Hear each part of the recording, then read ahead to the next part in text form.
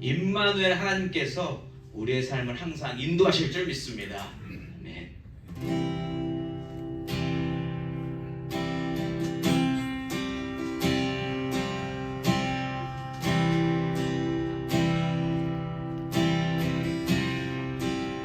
내 안에 살아계신 주 나 따르기 원해.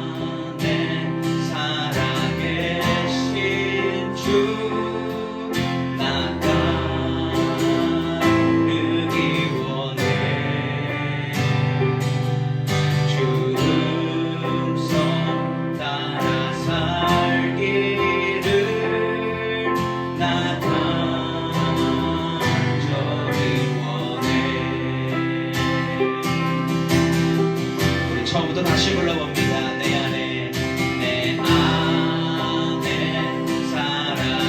살아계신 주 나 따르기 원해 주 음성 따라 살기를 나 간절히 원해 복된 것을 구하지 않으리 더 이상 많은 주지 않으리 주님만 항상 섬기며 그 영광 안에 살리 주님만이 나의 구원 주님만이 나의 전부 주님만을 사랑해요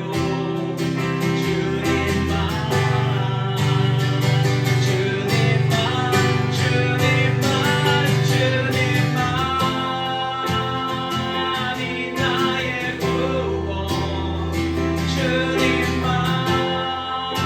주님만이 나의 전부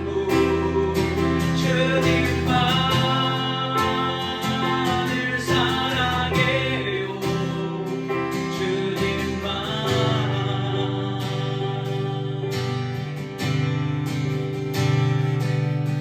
내 안에 살아계신 주 나 따르기 원해 주 음성 따라 살기를 나 간절히 원해. 거룩하신 주님, 저희가 이 자리 또 하나님 말씀 앞에 있습니다. 하나님께서 오늘 주시고자 하는 말씀 아버지 우리가 받기를 원하오니 받을 만한 마음밭이 되게 하여 주시옵시고 아버지 우리가 또 그것을 받아 누리며 행동하며 그렇게 삶으로 하나님께 영광 돌리는 우리의 삶이 될 수 있도록 하나님 인도하여 주시옵소서. 언제나 우리와 함께 하신 하나님 감사드리오며 예수님의 이름으로 기도드립니다. 아멘.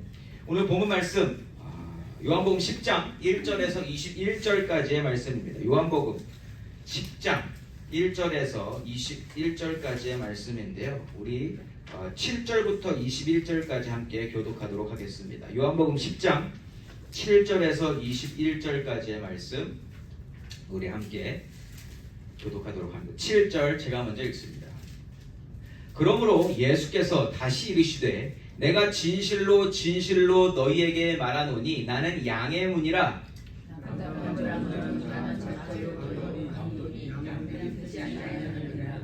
내가 문이니 누구든지 나로 말미암아 들어가면 구원을 받고 또는 들어가며 나오며 꼴을 얻으리라.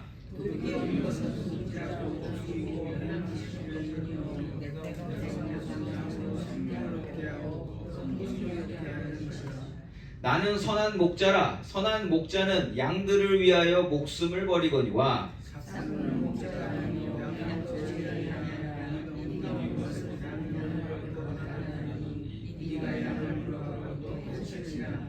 달아나는 것은 그가 삭군인 까닭에 양을 돌보지 아니함이나 아버지께서 나를 아시고 내가 아버지를 아는 것 같으니 나는 양을 위하여 목숨을 버리노라.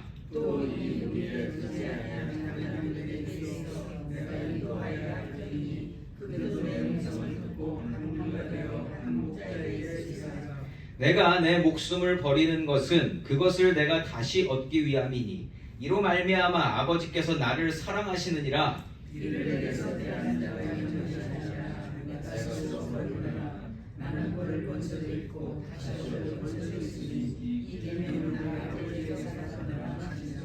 이 말씀으로 말미암아 유대인 중에 다시 분쟁이 일어나니 그중에 많은 사람이 말하되 그가 귀신을 쫓아오는 말하느냐 하며 함께 읽습니다. 어떤 사람은 말하되 이 말은 귀신 들린 자의 말이 아니라 맹인의 눈을 뜨게 할 수 있느냐 하더라. 아멘. 아멘.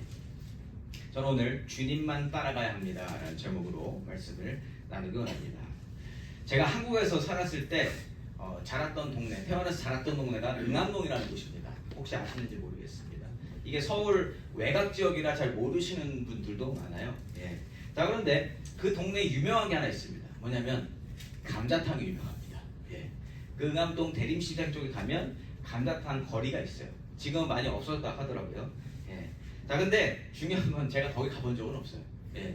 제가 고등학교 졸업하고 바로 왔는데 제가 감자탕에 눈을 뜬 건 미국에 와서입니다. 예. 그리고 나서 나중에 돌아보니 저희 동네가 감자탕으로 아주 유명한 곳이었더라고요. 그래서 나중에 다 이제 나이가 들고 그래서 한번 갔을 때 거기서 한번 먹어본 적이 있습니다. 예. 어쨌든 제가 감자탕 이야기를 하는 이유는 거기가 이제 감자탕으로 유명하잖아요. 근데 그 가게 이름을 보면 다 원조가 붙어 있어요. 원조 뭐뭐.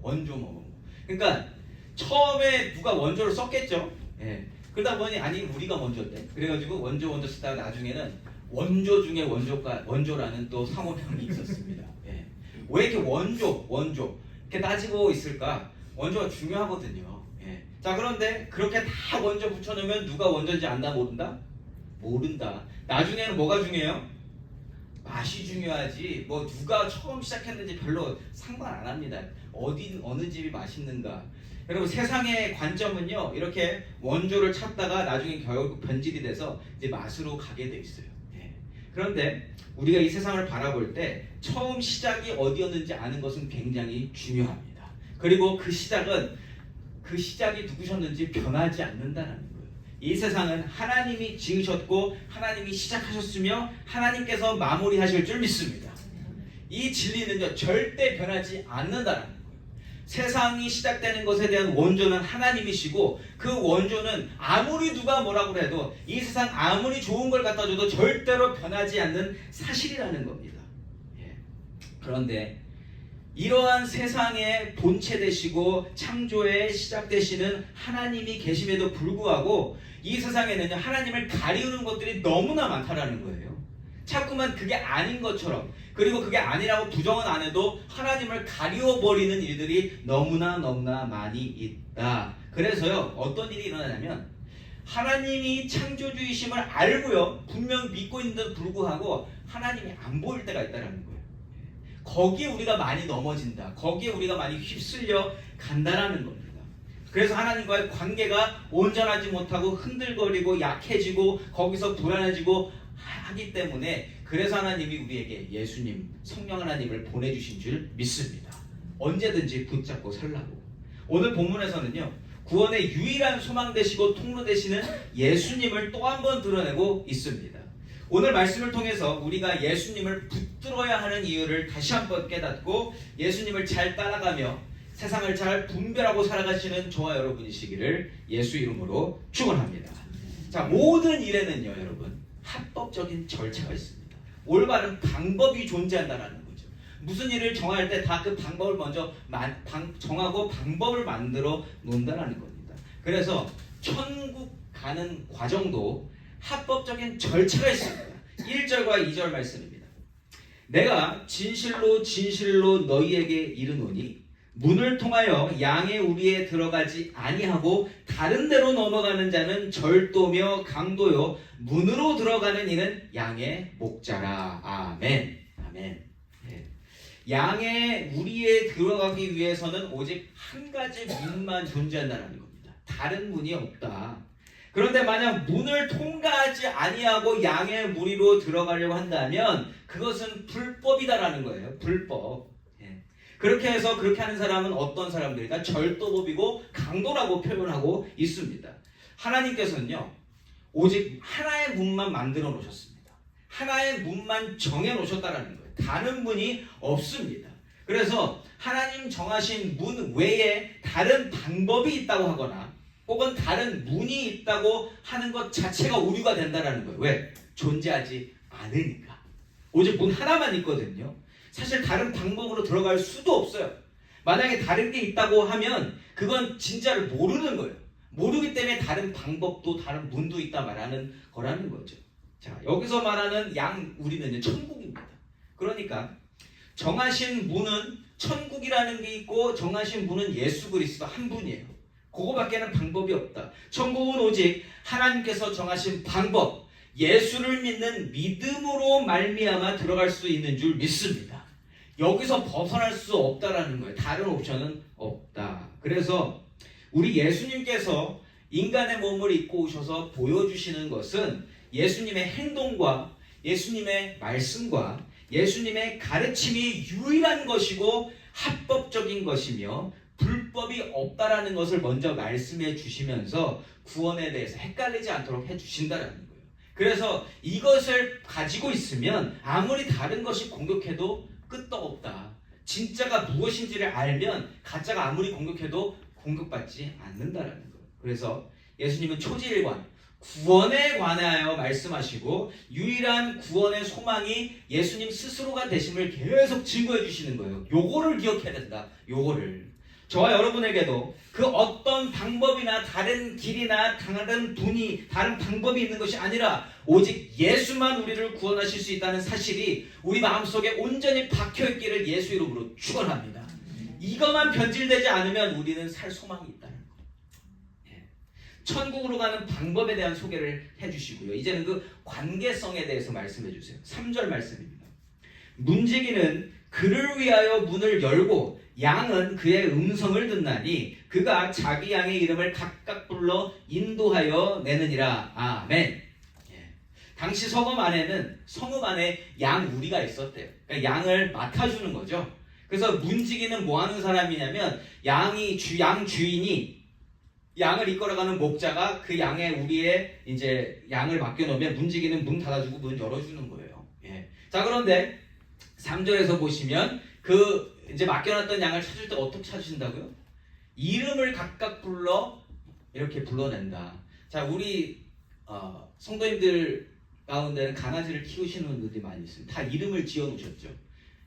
그 누구도 개야, 강아지 이렇게 부르시는 분은 없어요. 다 이름을 지어놓으셨잖아요. 그것처럼 예수님께서 말씀하시는 그 양의 무리는 각각 다 이름이 있다. 그러니까 이게 무슨 뜻이에요? 예수님은 그 양 한 마리 한 마리와 관계를 가지고 계시다라는 거예요. 관계성이 존재하고 있다. 그래서 양의 주인된 목자가 그 양 한 마리 한 마리 이름을 불러주시게 되면 양들은 그 목자를 따라오게 된다. 문지기가 아무리 불러도 반응하지 않는데 양의 목자가 와서 부르면 이렇게 따라오게 된다. 그런데 문지기는 그들과 관계 있어요, 없어요? 관계를 맺을 필요도 없습니다. 그냥 문 열어주고 문 닫아주면 되는 게 문지기의 역할이에요. 그런데 양의 목자는 그 양들과 관계를 가지면서 한 마리 한 마리 보살피고 키우면서 관계를 맺고 그들을 케어하고 그들을 사랑해 주신다는 겁니다. 바로 이 관계성이 존재하게 된다. 그래서 이 관계가 형성이 되면요, 이 양들도 목자만 따라가게 되어져 있다는 겁니다. 4절과 5절 말씀입니다. 자기 양을 다 내놓은 후에 앞서가면 양들이 그의 음성을 아는 고로 따라오되 타인의 음성은 알지 못하는 고로 타인을 따르지 아니하고 도리어 도망하느니라. 아멘. 자, 동물도 목자의 음성을 따르기 시작하면 그 음성을 구별해내고 목자만 따라가고 다른 음성이 오면 도망간다고 이야기합니다. 하물며 동물보다 더 뛰어난 지각을 가진 인간이라면 더 잘 해내야 되는 거 아니겠습니까? 그렇죠? 안 그러면 자존심 상하는 일 아니에요? 그렇죠. 자, 예수를 만나고 예수와 관계가 형성이 된 자, 예수님의 말씀을 듣고 그 말씀을 깨달은 자는요, 반드시 예수의 말씀을 듣고 예수의 말씀대로 움직이게 되는 원리를 비유를 통해서 아주 쉽게 가르쳐 주셨다는 거예요. 예수님을 만나게 된 사람은, 예수님과 관계가 형성이 된 사람은 예수님 말씀하시면 움직이게 되어 있다. 이게 영적 원리, 이론 부분입니다. 자, 그런데 이렇게 간단하고 쉬운 것임에도 불구하고 하나님께서 택정하신 자가 아니라면 그 말씀이 안 들린다는 거예요. 6절 말씀입니다. 예수께서 이 비유로 그들에게 말씀하셨으나 그들은 그가 하신 말씀이 무엇인지 알지 못하니라. 아멘. 지금 제가 잠깐 동안 말씀드린 것이 깨달아지셨다면 여러분들은 예수님의 제자인 줄 믿습니다. 제자 아니면 못 알아듣는다라는 거예요. 예. 자, 양과 목자의 관계를 통해서 오직 목자의 음성을 들을 수 있어야만 목자의 양으로 인정받는다라는 것을 말씀해 주셨어요. 자, 이제는 목자가 양을 어디로 이끌어 가시는지에 대해서 알려주시고요. 또 천국으로 가는 방법을 아주 정확하게 구체적으로 말씀해 주십니다. 7절과 8절 말씀입니다. 그러므로 예수께서 다시 이르시되 내가 진실로 진실로 너희에게 말하노니 나는 양의 문이라. 나보다 먼저 온 자는 다 절도요 강도니 양들이 듣지 아니하였느니라. 아멘. 자, 목자와 관계가 만들어진 양들은요 오직 양을 위하여 준비되어진 그 문을 통과해야 됩니다. 다른 문으로 가면 안 된다. 자, 이미 그 문이 어떠한 문인지 또 어디에 있는지를 아는데 다른 사람이 와서 미리 와서 다른 문이 있다고 자꾸 소개를 한다는 거예요. 다른 방법이 있다. 양의 우리로 들어가는 다른 방법이 있다라고 이야기를 하는데 그렇게 이야기하는 것은 잘못된 거다. 자, 그런데 양의 입장에서도 그것이 예수님과의 관계가 형성이 되고 양의 문을 소개받은 사람은 이거를 확실히 구별할 수 있게 된다라는 거예요. 무엇이 옳고 그른지를 알 수 있다. 그래서 다시 한번 말씀드리지만 하나님께서 준비하신 문은 오직 한 가지고요. 그 문을 아시는 분과 그 문을 열어주시는 분은 우리 예수님이고 예수의 음성을 들은 자는 그 문만 왔다 갔다 할 수 있다는 겁니다. 너무 쉽게 그림으로 그려지지 않으세요? 저 방에서 이 방으로 들어오는 예배당으로 들어오는 분은 하나예요. 물론 이게 돌아오면 되겠죠. 근데 저 문이 닫혀 있어요. 그럼 못 들어오죠. 막 뚫고 들어와요. 그러면 뭐 올바른 겁니까? 아니요. 근데 누가 뚫고 들어오래요. 괜찮대요. 그러면 돼요, 안 돼요? 안 된다라는 거예요. 아는 사람은 그 문만 오직 바라게 된다라는 겁니다. 아주 심플한 논리예요. 자, 그런데 어디서 문제가 발생하냐면 이걸 다 알아요. 다 알아. 원조가 어딘지 다 알고 어디가 문제 다 알고 다 모든 걸 다 알고 있어요. 그런데 그 양들이 어리석고 연약해서 도망가다가도 사람 막 몰려가는 데가 있으면 글로 가게 된다. 그렇다니까요. 우리도 알아요. 아는데 많은 사람들 몰려서 가면 왠지 맞는 것 같아요. 그래서 거기에 휩쓸려 가게 된다. 이론은 잘 알고 있는데 현실 속에서 누가 자꾸만 나를 다른 쪽으로 밀잖아요. 그리고 내가 아는데도 인식하는데도 밀고 가다가 사람들이 다 글로 가고 있으면 우리 어쩔 수 없이 글로 가게 되는 게 저와 여러분이라는 겁니다. 그러니까 아는 것에서 끝나면 안 된다는 거예요. 그래서 우리가 항상 기억해야 되는 것, 항상 마음속에 담아둬야 되는 것, 아까 제가 여러분께 부탁드렸던 것, 예수님만 기억하고 있어야 된다는 거예요. 결정적인 순간에 이게 예수님이 소개하신 건가? 예수님이 기뻐하실 만한 건가? 예수님이 함께 계시는 곳인가만 우리가 다시 한번 질문한다면 거기서 답을 얻을 수 있다. 결정적인 순간에 우리가 옳은 길로 갈 수 있도록 인도하시는 것은 예수님 한 분이라는 거예요. 그 기도가 나옴으로 말미암아 우리가 올바른 길로 갈 수 있다. 아무리 비슷해 보이고 그럴듯해 보여도 예수님이 소개해 주신 문만 천국으로 이어지는 유일한 문인 줄 믿습니다. 그리고 이 문을 통과해야만 얻을 수 있는 것이 구원이다라는 거예요. 자, 9절과 10절입니다. 내가 문이니 누구든지 나로 말미암아 들어가면 구원을 받고 또는 들어가며 나오며 꼴을 얻으리라. 도둑이 오는 것은 도둑질하고 죽이고 멸망시키려는 것뿐이요 내가 온 것은 양으로 생명을 얻게 하고 더 풍성히 얻게 하려는 것이라. 아멘. 아멘. 자, 예수님이 소개하시는 문인지 아닌지 기도했어요. 자, 그런데 어떻게 구별할 수 있는가? 방법이 하나 여기 소개됩니다. 뭐냐? 예수님께서 주시는 구별 방법은 거기에 생명이 있는가 없는가를 보면 된다는 거예요. 생명. 예수님만 가지고 계신 것이 생명입니다. 생명. 영원한 생명. 오직 예수를 통해서만 생명이 유지가 된다는 거예요. 우리 죽을 거잖아요. 저와 여러분 죽습니까? 안 죽습니까? 죽잖아요. 이 죽음을 영원한 생명으로 연결시킬 수 있는 분은 오직 하나님밖에 없다. 근데 자꾸 세상에서 소개하죠. 이제는 좀 더 살 수 있어요. 좀 더 오래 살 수 있어요. 뭐 냉동인간이 됐다가 녹으면 영원히 살 수 있어요. 여러분 거기 솔깃해 안 해? 권사님 웃으시지만 영원히 살 수 있다고 그러고 막 이거를 막 돈이 이만큼 있으면 할 수 있다고 하면 솔깃한다니까요. 우리야 예수님을 알아서 그렇지 예수님을 모르고 있다면 예수님 소개하신 그 생명의 연속성을 모르고 있다면 거기에 그냥 솔깃할 수밖에 없다라는 거예요. 거기에 돈까지 많다?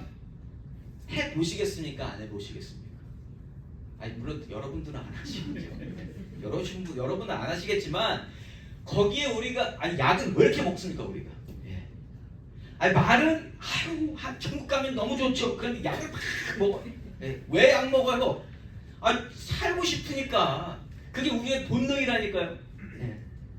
그래서 저는 아이들한테 얘기해놨습니다. 만약에 아빠가 나중에 무슨 사고를 당해서 정신이 없고 지금 무의식 중에 있다. 그냥 냅둬라. 예. 살리지 마라. 아빠는 천국 가고 싶다. 예. 근데 모르죠. 그때 저도 모르게 무의식 중에 살려주세요. 이럴지도 모르죠. 그런데 저는 그래서 이미 말해놨어요. 혹시 아빠 그렇게 얘기해도 내비둬라 그냥 천국 가게. 예. 뭐 이렇게 이거 쭉 해가지고 이렇게 살리는 거지. 그런 거 하지 마라. 예. 하지 말라고 얘기해놨습니다. 여러분들도 증인이 되어 주십시오.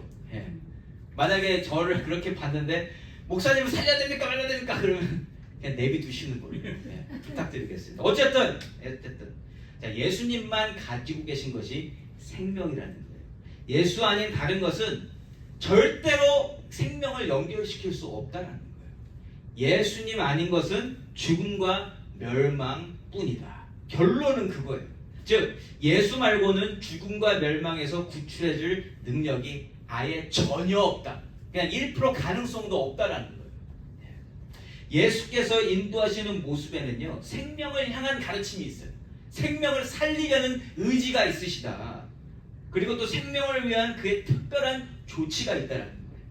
예. 이 세상 그 누구도 할 수 없는 일, 오직 예수님만 하실 수 있는 일을 소개하시면서 이 한 가지로 말미암아 진짜와 가짜를 구별해라 라고 말씀하십니다. 11절과 12절 말씀입니다. 나는 선한 목자라. 선한 목자는 양들을 위하여 목숨을 버리거니와 삭구는 목자가 아니오 양도 제 양이 아니라 이리가 오는 것을 보면 양을 버리고 달아나나니 이리가 양을 물어가고 또 해치느니라. 아멘. 쉽게 이해되시죠? 예수님이 말씀하시는 선한 목자의 가장 큰 특징은 뭐냐? 그가 사랑하시는 양을 위해서 목숨까지 버리실 수 있다는 거예요. 희생할 수 있다. 생명을 버리심으로 생명을 주시겠다라는 거예요. 내 생명을 대신해서 다른 생명을 살리시겠다. 이와 같이 사랑이 베이스된 희생이 있어야만 우선 예수와 같은 선한 목자로서의 모습이 확인될 수 있다는 겁니다. 구분되시겠죠? 그와 반대로 생명을 살리려는 것이 아니라 자신의 유익을 위하여 사는 자는 절대로 희생 같은 거 안 합니다. 양을 사랑하지도 애초부터 사랑하지 않았을 뿐더러 양을 기억하지도 못하고 양을 살리려는 이만큼의 마음도 없다. 왜요? 그걸로 시작한 게 아니니까. 예수님은 그 생명 때문에 시작하셨기 때문에 죽음까지도 무릎 쓰시지만 다른 목적에 있었다면 절대로 거기에 그 자리에 가지 않는다.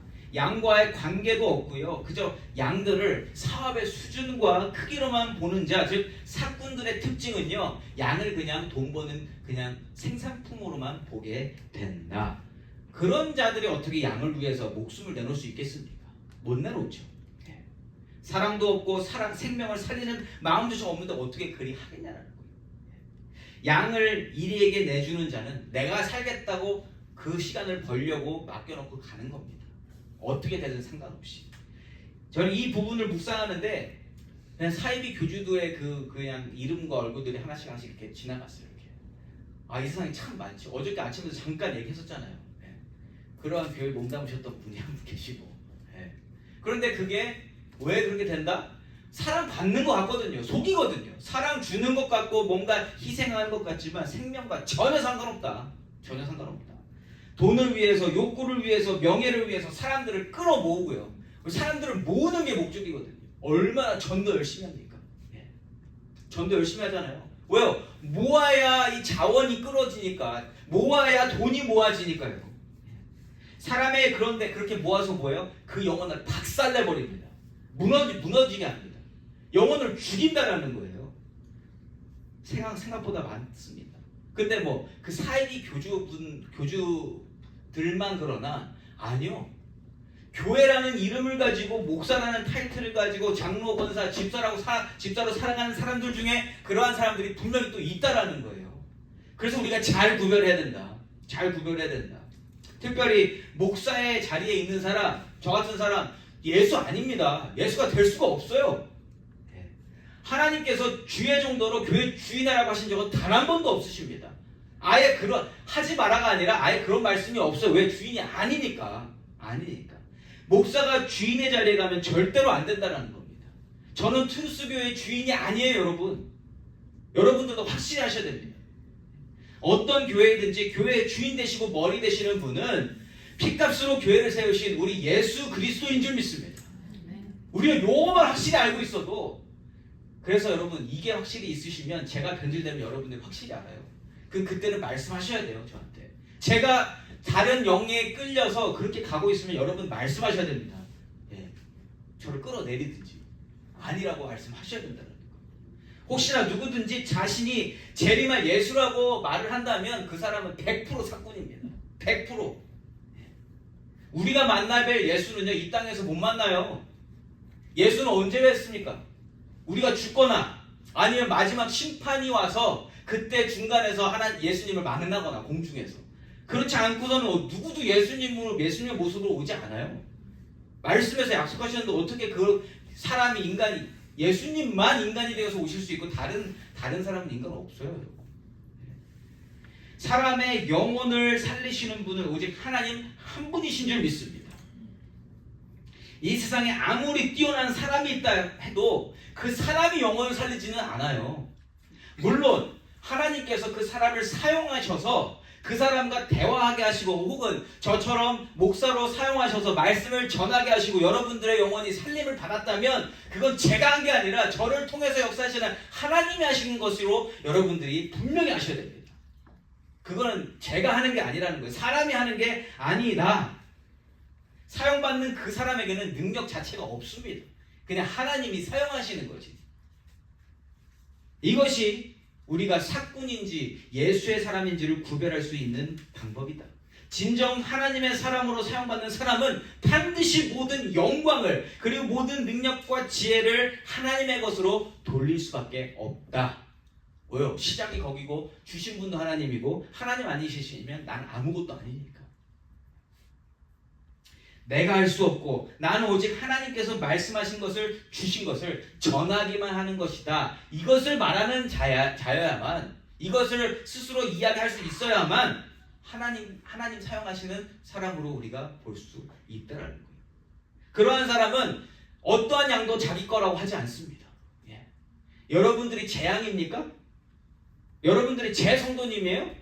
아니잖아요. 여러분은 하나님께 속한 예수의 제자인 줄 믿습니다. 어디 가서 저의 제자라고 하지 마세요. 그러실 분도 없겠지만 여러분들은 하나님의 제자이고 하나님의 자녀이고 하나님의 백성이고 예수의 제자인 줄 믿습니다. 예수님의 양들이시라는 거예요. 저도 예수님의 양이고 우리는 다 같은 위치에 있다. 양은요 사람의 것이 될 수 없습니다. 하나님의 것입니다. 그런데 예수님은 하나님이시기 때문에 내 양을 먹이라, 내가 내 양을 사랑한다, 이렇게 말씀하실 수 있는 거예요. 거기서 헷갈리면 안 된다. 그럼에도 불구하고 예수님께서는 항상 무엇을 증거하세요? 항상 나를 보내신 이가 아버지 하나님이시고 하늘 하나님이시고 나를 사용하시는 이가 하나님이시고 나는 하나님께서 맡기신 것만 하는 존재다라고 증거하신다는 거예요. 왜요? 그렇게 말씀하시고 가르쳐 주심으로 우리도 똑같이 그렇게 할 수 있게끔 하시려고. 누구든 이 땅에서 나를 예수라고 하면 안 되고 내가 하나님이라고 하면 안 됩니다. 나는 하나님께서 사용하시는 자요 하나님께서 능력 주신 자다. 예수님이 너무 정확하게 가르쳐 주시잖아요. 내가 아니라 나를 보내신 하나님의 일을 감당하는 것, 우리가 사는 세상에서 찾아야 하는 목자가 바로 이러한 사명을 가지고 살아가는 자여야 한다. 어떠한 일에서든지 하나님의 영광을 드러내고 하나님과 하나님의 능력과 지혜로 되어짐을 증거하며 하나님이 하셨음을 나타내는 사람, 동시에 스스로의 능력과 재능과 업적을 드러내지 않는 사람, 드러낼 게 없죠, 솔직히. 저와 여러분이 하나님께서 이 시대에 이 세상에 보내신 하나 참된 목자의 역할을 감당하시는 하나님의 영광을 드러내시는 하나님의 제자, 하나님의 양이시기를 예수 이름으로 축원합니다. 누가 저와 여러분들을 봐도 그분은 하나님의 사람이구나 라고 고백할 수 있어야 된다는 거죠. 저는 그러길 바래요. 우리 트루스 교회가 그러한 교회가 되기를 소망합니다. 물론 여러분 희생을 생각할 때 여러분 순교하시는 분들 보면 대단하잖아요. 그럼 순교하시는 분들은 예수님입니까? 아니요, 그렇지 않다라는 거죠. 그 순교하는 그 자체도 하나님께서 주신 마음이 있기 때문에, 감동이 있기 때문에, 역사가 있기 때문에 할 수 있는 겁니다. 스스로 절대 못한다는 거예요. 하나님이 주셔야만 가능하다. 우리는 100% 예수의 모습을 가질 수 없습니다. 왜냐? 우리는 죄를 살 능력이 없기 때문이에요, 스스로에게. 우리는 언제나 죄를 지을 준비가 되어 있는 태어날 때부터 죄인인 존재입니다. 그래서 예수님 아니고서는 우리가 드러날 수 없다는 거예요. 그래서 우리는 예수님만 증거할 수 있다는 거예요. 그래서 오직 예수님만 우리를 위한 속죄 제물이 되실 수 있는 거고, 십자가에 달리신 이유가 바로 그 죄 때문이라는 거죠. 이러한 하나님의 미션을 가지고 오셔서 이러한 일들을 하나님의 하나하나 말씀으로 가르쳐 주시며 예수를 따르도록 인도하심이 하나님께서 보내신 선한 목자의 모습이라는 겁니다. 오늘 증거되는 예수님의 모습 14절과 15절 말씀입니다. 나는 선한 목자라. 나는 내 양을 알고 양도 나를 아는 것이 아버지께서 나를 아시고 내가 아버지를 아는 것 같으니 나는 양을 위하여 목숨을 버리노라. 아멘. 목숨을 버리신다라는 거 그냥 죽음만 말씀하시는 게 아니에요. 왜 목숨을 버리시냐는 거예요. 왜? 하나님께서 예수님께만 주신 사명이 있기 때문입니다. 그 사명이 목숨을 버리시는 희생이고요. 그 희생은요, 그냥 누군가에게 감동을 주기 위해서 이루어진 희생이 아니라 그 희생이 있어야만 우리 죄가 해결될 수 있기 때문에 하나님이 그 희생의 사명을 주신 줄 믿습니다. 예수님은 그냥 죽으신 게 아니라는 거예요. 그 사명을 다하시고 죽으셨다. 그 사명대로 죽으심으로 말미암아 생명을 버리심으로 말미암아 생명을 내려놓으심으로 말미암아 우리가 생명을 얻게 되었다. 죽을 우리의 인생이 생명으로 연결되어졌다. 그리고 이 죽음은요, 예수님의 죽음은 이스라엘뿐만 아니라 온 세상에 있는 모든 인류를 위한 죽음인 것을 또한 증거하십니다. 16절과 17절 말씀입니다. 또 이 우리에 들지 아니한 다른 양들이 내게 있어 내가 인도하여야 할 터이니 그들도 내 음성을 듣고 한 무리가 되어 한 목자에게 있으리라. 내가 내 목숨을 버리는 것은 그것을 내가 다시 얻기 위함이니 이로 말미암아 아버지께서 나를 사랑하시느니라. 아멘. 우리가 매주 예배 때마다 되는 사도신경의 이런 이야기였죠. 본디오 빌라도의 고난을 받으사 십자가에 못 박혀 죽으시고 장사한 지 사흘 만에 부활하셨으니 장사한 지 사흘 만에 다시 살아나시며 예수를 십자가에 못 박혀 죽이시는 분도 하나님이시고요. 그 죽은 영혼을, 그 죽은 자를 다시 3일 만에 살리시는 분도 우리 하나님이십니다. 그런데 이 모든 일이 무엇을 바탕으로 이루어졌다고요? 17절 아까 끝에 보시면 아버지께서 나를 사랑하신다. 하나님께서 사랑하심으로 말미암아 이러한 일을 감당하셨다. 세상에 이런 사람도 없고 이런 리더도 없습니다. 오직 우리 하나님만 하실 수 있는 일이라는 거예요. 오직 우리 하나님만, 그리고 오직 우리 예수님만 행하여 주실 수 있는 특별한 능력임을 온전히 깨닫게 되시기를 소망합니다. 하나님만 하실 수 있는 일이라는 거예요. 인간이 도대체 대체할 수 없는 일이다. 여러분, 예수님께서 우리에게 주시는 말씀 가운데 아주 확실하게 박혀있는 주제가 있습니다.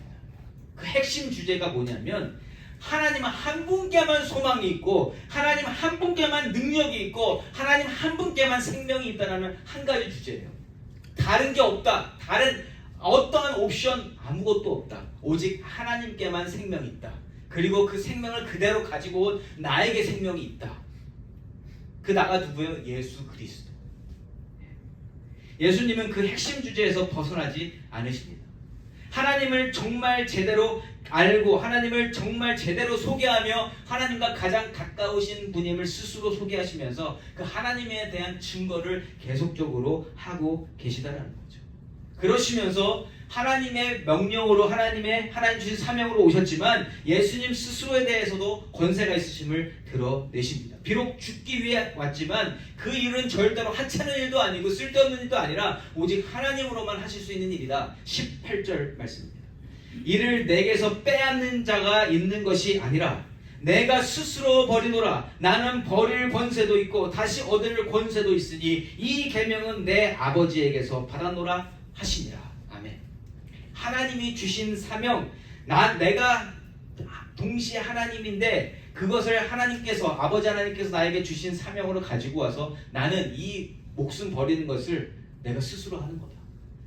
근데 감동으로 하는 거다. 하나님 주신 감동으로 하고 있는데 그것이 나다. 여러분 이게 뭐 정확하게 설명은 안 돼요. 그러나 성령 하나님이 도와주시는 분들은 그냥 믿음으로 받으시는 줄 믿습니다. 예수님은요 모든 지혜를 끌어모아서 혼신의 힘을 다하시며 당시 아직은 아무도 알아듣지 못하는 이 복음을 말씀하고 계십니다. 이 복음. 근데 이 복음을 왜 말씀하시는 거예요? 아무도 못 알아듣는데 그 말을 듣는 모든 자들이 생명을 얻고 구원받기 원하시기 때문입니다. 그런데 이 마음이 어디서부터 시작이 됐다고요? 하나님 아버지로부터 시작이 됐다고요. 그리고 그 마음을 그대로 가지고 오셔서 이 땅에서 실천하고 계시는 분이 우리 예수님이시다. 예수님은 계속 같은 주제 속에서 같은 말씀, 구원에 관한 말씀을 하시고 계시다. 자, 그런데 그 메시지를 듣는 자들의 반응이 어때요? 듣는 자들, 알아듣지 못하는 자들에게는 그냥 소음으로만 들립니다. 왜 저 사람은 똑같은 말만 하고 있을까? 지겨운 말만 하고 있을까? 율법을 아는 자들은 그 예수님의 말씀이 자기들이 아는 것과 자기들의 위치를 무시한다고 생각하고 자신의 삶을 공격하는 말씀으로 듣게 됩니다. 또 그러나 하나님과 관계된 자들은 이게 정말 생명의 말씀인 줄 알고 그걸 붙들게 된다. 근데 아직까지는 정말 누가 하나님과 관계된 자인지 누가 하나님께서 택정한 자인지 아직 많이 드러나지는 않았습니다. 성령 하나님이 임하실 때 그때 드러나게 되고요. 지금도 아직까지 우리가 판단할 수 없다. 성령 하나님이 한 인생에 어느 때에 임하실지 우리는 아무도 모른다. 그래서 우리가 할 일은 뭐다? 그냥 전하는 것뿐이다. 언제 믿게 될지 모르지만 전하는 것뿐이다. 저는 이번에 LA 가서 100세 되신 우리 할머니에게 다시 한번 또 복음을 전하고 왔습니다. 할머니 손자가 목사예요. 목사가 할 일은 한 가지입니다. 시작하려니까 하지 마라. 지금 몇 번을 들었냐? 하지 마라. 근데 그렇다고 안 해요? 복음은 들어야 된다니까. 믿음은 들으면서 난다니까. 다시 한번 말씀드렸어요. 할머니가 죄인으로 태어나셨어요. 잘못한 거 없는 거 아는데 죄인이에요. 그런데 그 죄를 해결할 수 있는 분은 예수님 한 분뿐이고 예수를 믿으셔야 천국 갑니다. 그렇게 말씀드리고 기도해드렸어요. 근데 또 기도하지 말래요. 그렇지만 뭐 기도 안 합니까? 또 꼭 붙들고 기도하고 했는데 아멘 하셨다. 원래 안 하셨, 절대 안 하셨어요. 아멘. 한 2년 전부터인가 하셨어요. 아멘 하셨어. 거기서 저는 소망을 가지는 거죠. 100세의 영혼이 언제 예수님을 영접하게 될지는 아무도 모릅니다. 언제 하나님이 부르실지 모르지만 저는 끝까지 그 소망을 놓지 못해요. 왜요? 하나님께서 만나게 하시고 계속 그 숨을 붙들어 주시고 복음을 듣게 하시잖아요. 어쨌든 몰라요. 우리는 언제 어떤 영혼이 언제 예수님을 영접할지 우리는 아무도 모릅니다.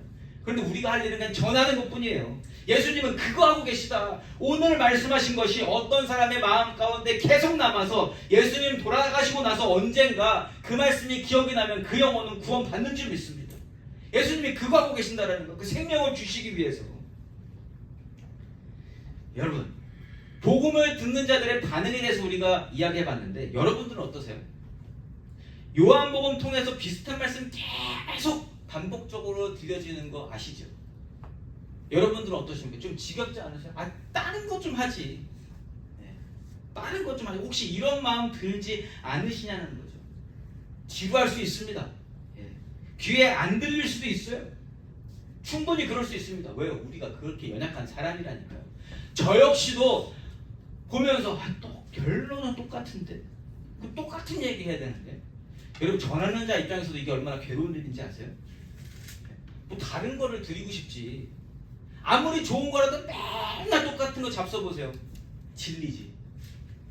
복음도 그러한 당연히 우리는 인간이기 때문에 그렇게 받아들일 수 있다. 그러나 설교를 준비하고 계속 마음 가운데 이렇게 여기서 이렇게 보글보글 끓이는 가운데 하나님이 한 가지 확신을 주셨습니다.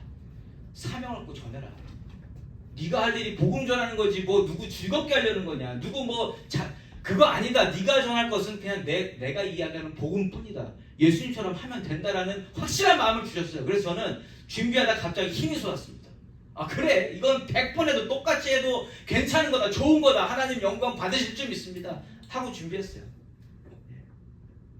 여러분 복음은요 들으면 들을수록 똑같은 것 같지는 아니요. 깊이가 깊어집니다. 지경이 넓어지고 이해의 지경이 넓어지고 하나님과 더욱 친밀하게 만들어주는 말씀은 복음 말씀밖에 없다라는 거예요. 그게 그냥 설교 준비하다 깨달아졌어요. 그러면서 저는 사명감에 혼자 취해가지고 어저께는 준비가 너무 안 되는 거예요. 이게 똑같은 거 같고 요한복음 뭐 사건도 뭐 여러 가지 기적들도 있지만 결론은 복음이에요. 결론은 복음. 만약 제가 복음을 지겨워해하고 지루해한다면 그래서 복음을 피하고 다른 말씀을 전하고자 한다면 그게 사꾼이겠구나. 그게 사꾼이겠구나. 왜냐면 그 생각은 어디서 오는 거예요? 세상적인 생각에서 오는 겁니다. 방송에서 똑같은 거 하면 안 된다고 해서 자꾸 새로운 거 만들어내잖아요. 그것처럼 설교자도 똑같은 거 하는 게 너무너무 이제 지겨워질 수 있다는 거예요. 그런데 하나님이 마음을 정해주셨습니다. 저는 그래서 앞으로 똑같은 말씀을 전할 수도 있습니다. 경고를 드립니다. 새로운 거 기대하지 마십시오. 그런데 그 말씀이 우리를 살리는 말씀이라는 겁니다. 복음은 지루할 수 없습니다. 기쁜 소식은 언제 들어도 계속 들어도 그저 기쁜 소식이 되는 줄 믿습니다. 우리가 이렇게 인정하고 가야 된다는 거죠. 계속 들으면서 그 이해와 깊이가 깊어지고 뚜렷해지면 뚜렷해졌지 절대로 가벼워지거나 희미해지지 않는다는 거예요. 저는 여기에 대한 확실한 믿음을 가졌습니다. 소망을 가졌습니다. 그러나 하나님의 인도하심을 받지 못하면 복음은 지겨워지고 듣기 거북해진다는 거예요. 19절부터 21절까지 말씀입니다. 이 말씀으로 말미암아 유대인 중에 다시 분쟁이 일어나니 그 중에 많은 사람이 말하되 그가 귀신 들려 미쳤거늘 어찌하여 그 말을 듣느냐 하며 어떤 사람은 말하되 이 말은 귀신 들린 자의 말이 아니라 귀신이 맹인의 눈을 뜨게 할 수 있느냐 하더라. 예수님 말씀이 선포되어졌을 때 반응은 두 가지로 나뉜다. 하나님 말씀으로 받느냐 아니면 지겨워하느냐 귀신 들렸네 저거 이렇게 하느냐. 사랑하는 성도 여러분, 오늘 말씀을 통해서 우리가 얻는 교훈은 한 가지입니다. 목자의 음성을 듣는 자는 목자만 따라가야 된다는 거예요. 예수의 음성을 들은 자는 예수만 따라가야 하는 줄 믿습니다. 그렇게 못할 게 될 때 있지만 우리가 이거는 정하고 가자라는 거죠. 이거를 마음속에 확실히 가지고 가자. 예수의 음성을 들은 자, 예수와 관계가 만들어진 자, 예수님을 따라가는 것이 맞다. 이것만 기억해놔도 우리가 아무리 잘못 삼천리로 빠져도 다시금 돌아올 수 있다는 거예요. 아예 안 간다라는 얘기가 아니라 잘못 간다 해도 다시 돌아올 수 있다. 그 중심을 절대로 붙잡을 수 있다는 거예요. 이게 중요한 거죠. 예수께서 가르쳐 주신 구원의 길을 깨달은 사람 당연히 그 길로 가야죠. 그 외에 다른 길이 없음을 알고 가잖아요. 그런데 휩쓸려 갈 때가 있다는 거죠. 우리 주변에 사꾼들이 얼마나 많은지 모릅니다. 그냥 아예 사꾼인 걸 나 사꾼이요 하는 사람도 있지만 사꾼 아닌 것처럼 행동하고 있지만 사꾼인 사람들도 많이 있다. 저도 사꾼으로 변질될 수 있다는 겁니다, 여러분. 여러분들도 사꾼으로 변질될 수 있다는 거예요. 그 누구도 자신할 수 없는 일이 예수의 제자로 사는 겁니다. 그러나 예수님 아니고서는 방법이 없다는 것만 알고 있어도 사건 쪽에 잠깐 갔다가라도 돌아올 수 있는 은혜가 있는 줄 믿습니다. 나도 모르게 망각하고 나도 모르게 의심하고 나도 모르게 잘못된 발걸음이 돌려질 수 있는 인생. 그래서 예수님이 끊임없이 복음을 주시는 것이고요. 그래서 우리는 복음의 말씀을 계속 들어야 된다는 겁니다. 그래서 듣고 있으면 어떻게 돼요? 다시 제자리에 돌아오잖아요. 오늘 어쨌든 다시 제자리에 돌아오지 않으셨어요? 제가 말씀 드리니까 그래 그거지 라고 하셨잖아요. 적어도 그 정도는 오셨잖아요. 그러면 성공이다라고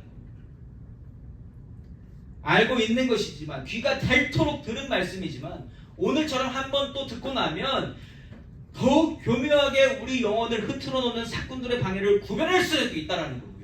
이 시대를 거뜬히 승리하며 살아갈 수 있게 되는 줄 믿습니다. 모든 것의 시작이신 분이 하나님이시요 창조의 원조 되신 하나님이심을 알면서도 자꾸만 세상의 다른 것들의 시선을 뺏기고 휩쓸려가는 연약한 우리들에게 오늘도 복음의 말씀을 주신 하나님께 감사와 찬양을 올려드립니다. 우리가 그래서 살 수 있는 거 아니겠어요? 이번 한 주간 살아가시면서 매일매일 말씀으로 무장되시면 좋겠습니다. 기도로 결단하시면 좋겠습니다. 승리의 기쁨으로 다시 예배 자리에 서게 돼서 다시 한번 하나님께 찬양을 올려드리고 예배를 올려드리는, 영광을 올려드리는 저와 여러분이시기를 예수 이름으로 축원합니다.